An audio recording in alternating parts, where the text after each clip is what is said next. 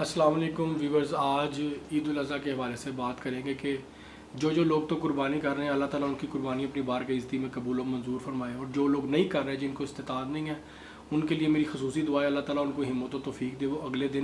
اگلے سال اسی دن اچھے طریقے سے اللہ کی بارگاہ میں قربانی پیش کر سکیں۔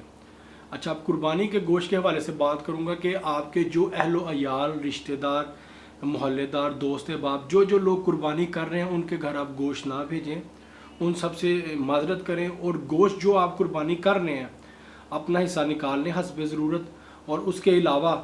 آپ جتنا بھی گوشت ہے اس کے آدھا کلو یا 1 کلو کے جو ہے نا وہ شاپنگ بیگ تیار کریں۔ تیار کرنے کے بعد ان سب کو اپنی گاڑی میں رکھیں، بائک پہ رکھیں، اور باہر مین روڈ پہ نکل جائیں۔ آپ کو وہاں پہ سائیکلوں پہ غبارے بیچتے، ریڑھی پہ غبارے بیچتے، پھل بیچتے، چنچی رکشوں والے، اس طرح کے جو یہ ٹانگے والے، گدھا گاڑیوں والے، جو لوگ نظر آئے، دیہڑی دار مزدور، ایسے لوگوں کو گوشت دیں اپنے ہاتھوں سے۔ اور جب آپ گوشت دیں گے تو ان کی آنکھوں میں ایک خوشی اور آپ کو ایک الگ چمک نظر آئے گی۔ تو میں سمجھتا ہوں کہ یہ جو لوگ ہیں نا آپ کے گوشت کے زیادہ حقدار ہیں،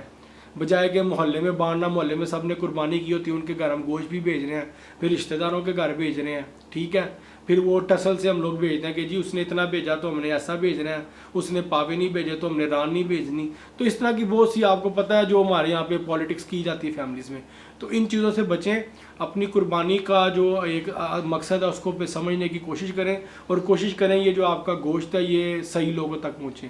مجھے اپنی دعاؤں میں یاد رکھیے گا، اپنا بہت سارا خیال رکھیں۔ عید مبارک، تھینک یو سو مچ، اللہ حافظ۔